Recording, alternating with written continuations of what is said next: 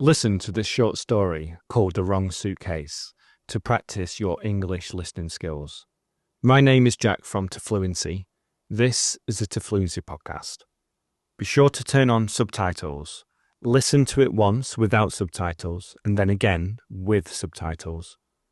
And then stay until the end because we're going to go through key words and phrases used in the story.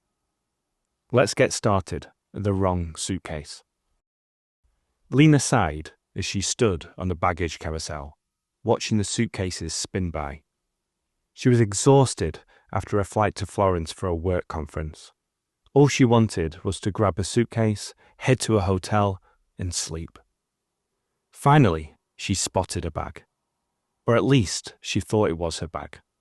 A black suitcase with the same bright pink ribbon she always tied to the handle.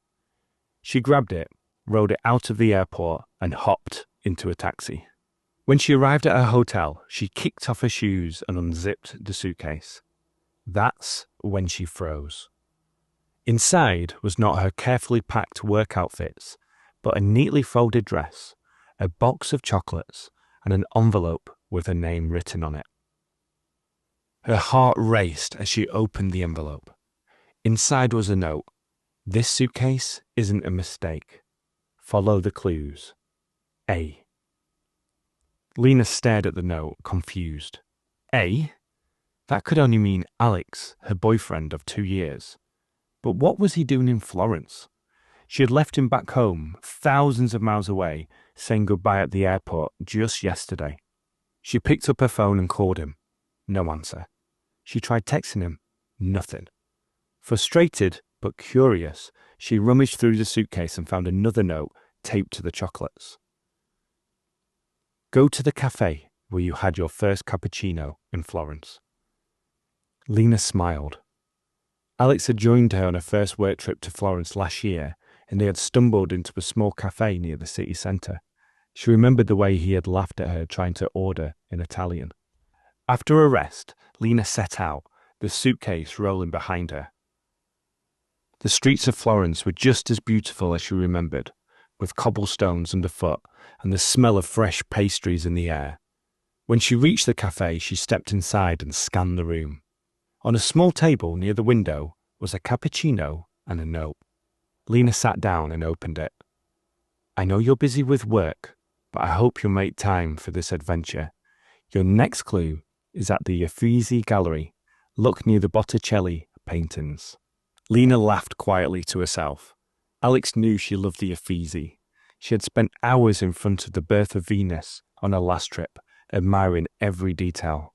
At the gallery, Lena felt the excitement growing. She walked through the crowded halls, stopping near Botticelli's famous painting. There, a museum guide handed her a small envelope. How did you know to give this to me? She asked, surprised. The guide smiled. A man came earlier. He described you perfectly. Lena blushed as she opened the envelope. The note was longer. Remember when we got lost trying to find the Ponte Vecchio? You said you'd never forget the view. Go there next. Lena headed toward the bridge, her heart racing. She could picture Alex setting this up, his playful smile as he planned every step. Ponte Vecchio was busy, with tourists crowding the shops along the bridge. Lena searched for another clue, feeling a little lost.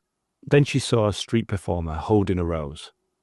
Are you Lena? The performer asked. Yes, she replied, feeling a mix of surprise and anticipation. The performer handed her a rose and a note. This is the last stop. Come to the Piazza Michelangelo at sunset. By the time the sun began to dip below the horizon, Lena was climbing the steps to the Piazza Michelangelo. The view of Florence stretched out before her, bathed in golden light. Her heart pounded as she scanned the square. And then she saw him. Alex stood near the edge of the piazza, holding a small black box. Tears filled Lena's eyes as she walked towards him. You did all this? Alex grinned. I figured if you were going to Florence for work, it was a perfect chance to remind you how much I love you. He dropped to one knee and opened the box, revealing a sparkling ring. Lena, will you marry me? Lena laughed through her tears. Yes, of course. The tourists around them clapped as Alex slipped the ring onto her finger. As they hugged, Lena couldn't stop smiling. What had started as a work trip turned into the most unforgettable adventure of her life. In this story, we explored 10 commonly used phrases and a lot of phrasal verbs. Let's break those down now so you can understand their meanings and how they're used in everyday conversations. These phrases will help you sound more natural when speaking English, and it will help you understand English better. The first one is step off. And step off means to exit a vehicle or a mode of transport by stepping down or out of it. So in the story, Lena stepped off the plane, feeling tired but excited. She stepped off the plane. Other examples, he stepped off the train and looked for a taxi. As soon as we stepped off the bus, we were greeted by the tour guide. Number 2 is grab. To grab means to take hold of something quickly or firmly, and it's often used in casual situations. In the story, she grabbed the suitcase thinking it was hers. She grabbed the suitcase. Other examples, can you grab me a bottle of water from the fridge? Can you grab me a bottle of water from the fridge? I grabbed my bag and rushed out of the door. I grabbed my bag and rushed out of the door. The third one is one that is a little bit more advanced. It's to kick off. To kick off. Now, there are various meanings for this, but in the story, at the hotel, she kicked off her shoes to relax. At the hotel, she kicked off her shoes to relax. So to kick off means to remove something, usually shoes, in a casual way. Another example is, after a long day, I love kicking off my shoes and lying on the couch. After a long day, I love kicking off my shoes and lying on the couch. Kick off can also mean to start an event or activity.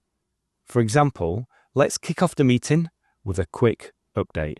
Let's kick off the meeting with a quick update. Number 4 is set out. Set out. To set out means to begin a journey or a task with a specific goal in mind. In the story, Lena set out to follow the clues Alex had left. Lena set out to follow the clues Alex had left. Other examples are, we set out early to explore the city before it got too crowded. This is something I like to do on vacation. We set out early to explore the city before it got too crowded. And another example, she set out to finish her report before the deadline. She set out to finish her report before the deadline. I like number 5, which is rummage through. Rummage through. To rummage through means to search for something in a hurried or untidy way. So in the story, Lena rummaged through her suitcase to find more clues. She rummaged through the suitcase to find more clues. Other examples, I rummaged through my bag but couldn't find my keys. I rummaged through my bag but couldn't find my keys. And he rummaged through the drawers looking for a pen. He rummaged through the drawers looking for a pen. You're halfway through the language analysis, so let's keep going. Before you do, be sure to check the description for English learning resources and also for all of the phrases in this story. Number 6 is scan the room. To scan the room. And to scan the room means to look around quickly, usually to find someone or something.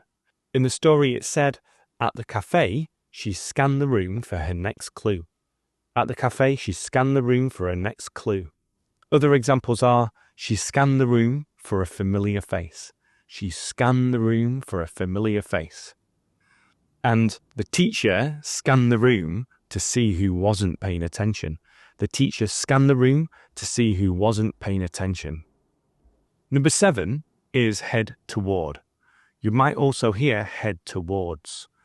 Now, to head toward means to move in the direction of a specific place. And in the story, she headed toward the Uffizi Gallery, excited for the next stop. Hopefully I am pronouncing that correctly. Other examples are, we're heading toward the park for a picnic. We're heading toward the park for a picnic. And he headed toward the exit after the meeting ended. He headed toward the exit after the meeting ended. Number 8 is hand over. To hand over means to give something to someone. This is often formal with a specific purpose. And in the story, the performer handed over a rose and a note. Other examples are, the cashier handed over my receipt and change. The cashier handed over my receipt and change. And he handed over the documents to his lawyer. He handed over the documents to his lawyer. Number 9 is look around.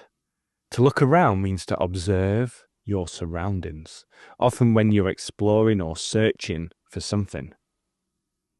In the story, Lena looked around the piazza, searching for Alex. Other examples, we looked around the museum for hours. We looked around the museum for hours. And she looked around the shop for a gift, but didn't find anything. She looked around the shop for a gift, but didn't find anything. And number 10 is slip on.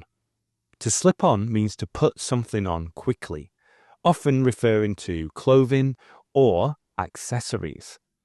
So in the story, Alex slipped on the ring after Lena said yes. Other examples are, I slipped on my jacket before heading out.